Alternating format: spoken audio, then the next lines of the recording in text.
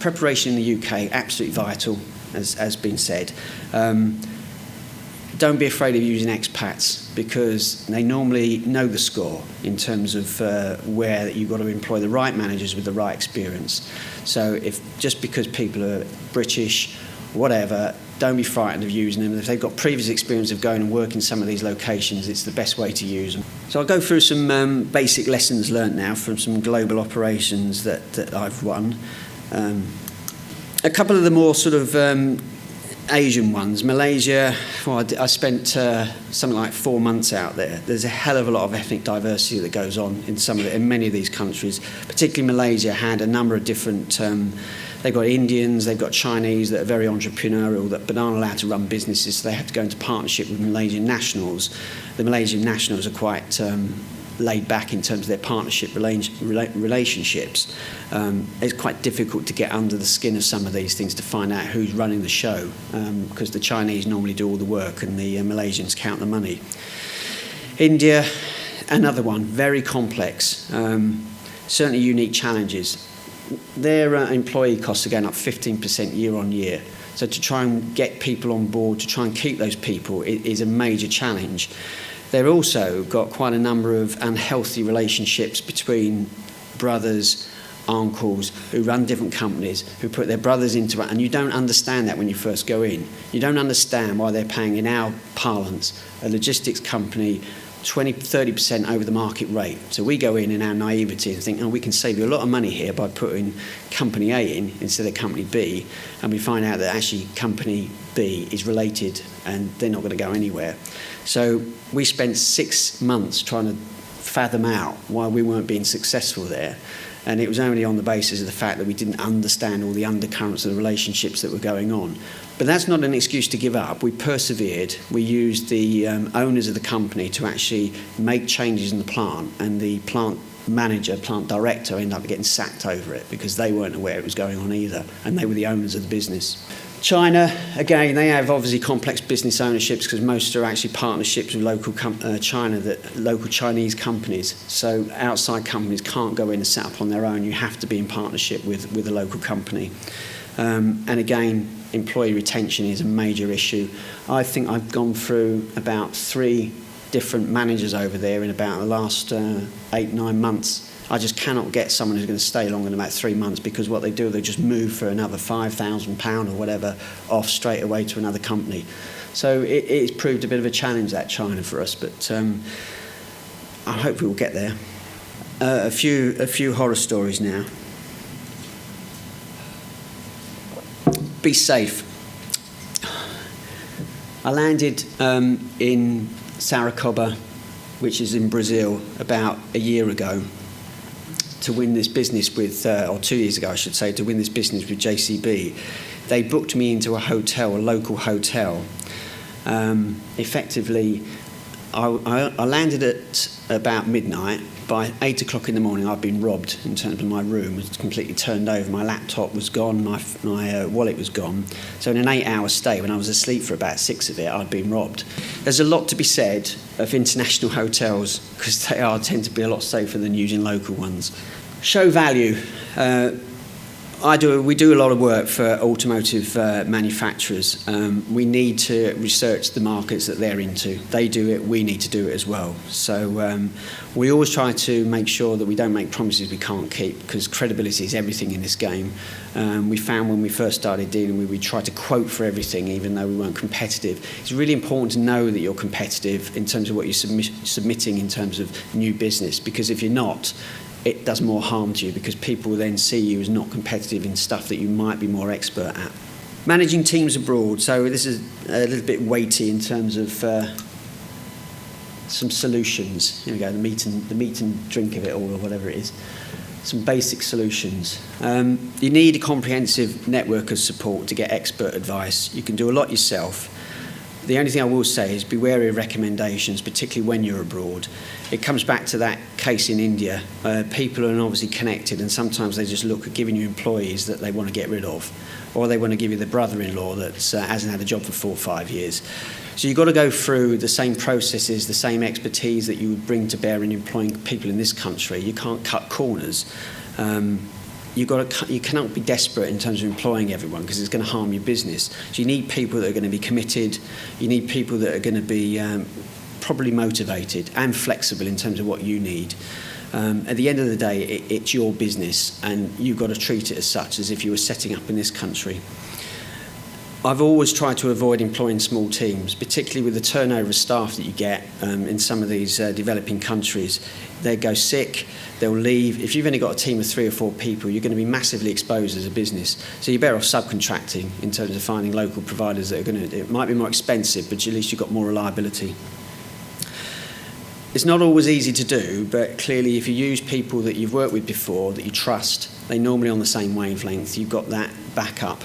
Normally when I start new accounts, the first thing I do is trawl through people that I know would be a good fit. Team building. There we go. So, similar to what you do in this country, you've got to, well, except the fact obviously you've got to be hands-on, you've got to make frequent visits to the place, you've got to be confident that the people that you're bringing on understand what you require. That's going to require training.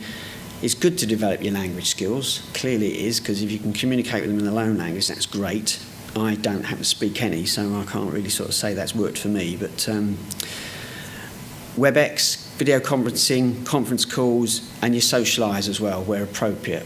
You've got to build trust and you've got to motivate teams. Again, is exactly what you do in this country.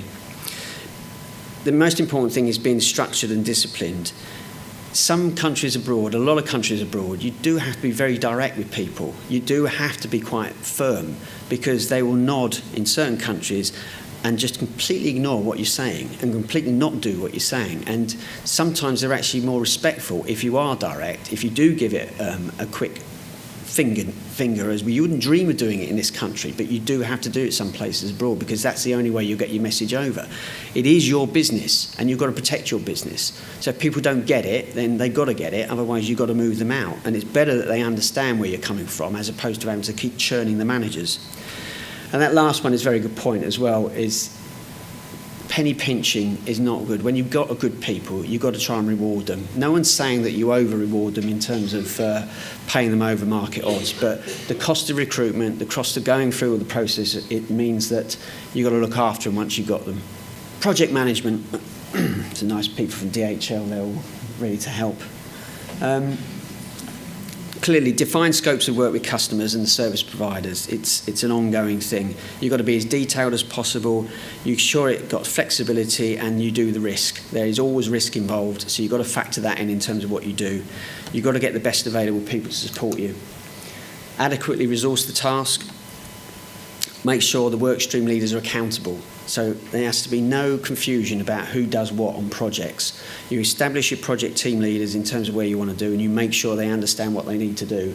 And it's their reputation, your reputation on the line if it doesn't get done. So it's absolutely critical that you look people in the eye and you get them to do what they need to do. Execute flawlessly. Clearly that's a must. Manage risk and you build contingency plans. Account management, again, similar. Health and safety. You find there's not many places outside of Europe that are as conscientious as us, as how we do this. But it's no excuse to cut corners.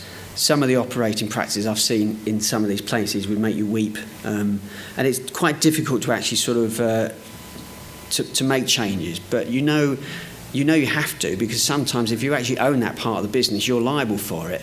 And let's be honest, it can be quite horrendous just going to India without actually being in prison in India because you've actually killed someone because of your operation. So you've got to understand the local law about your own liability, particularly if it's your business you're running, because they will have certain peculiarities that can make you responsible, and you can end up actually being responsible and being in front of a court of law, answering from the fact as if there's health and safety issues. Develop structured account management. Customer coaches, critical. If you get customers on side that are going to tell you about how you do it, can overcome a lot of the local politics that you might spend months trying to fathom out in terms of what's happening. Once you've got that understanding with your customer, and they should be prepared to help you. If they're not, there's normally a good reason why they're not, and you need to move on to the next one. So the quicker you can get that understanding with your customer, the quicker you'll understand the market you're trying to go to.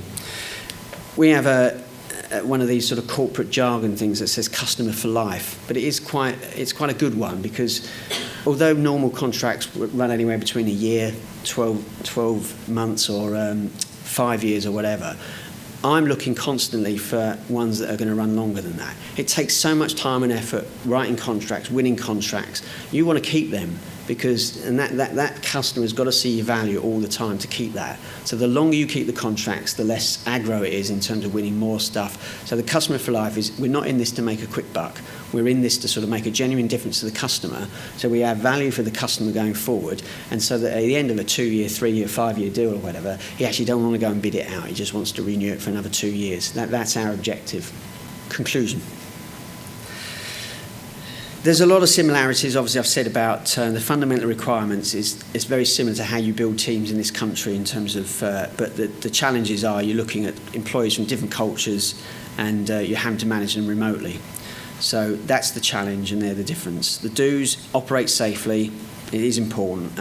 As I say, it's difficult sometimes in terms of other countries, but it does make a difference. You've got to look after your customer. You've got to be collaborative with as many different partners as possible. Communicate clearly and create that vision, the plan that you then pass on both to your customers and to your employees. It's no good being overly trusting, particularly in the early stage. You've got to get in there, get your sleeves rolled up, get hands-on in terms of until you start trusting the team. Don't overspend on agreed budgets or operate without contracts. Don't overcommit, and don't assume that all people share your commitment, because they won't. Most of them are paid employees, so you need to find ways of motivating them. You need to find ways of rewarding them sufficiently to make sure they hit the targets.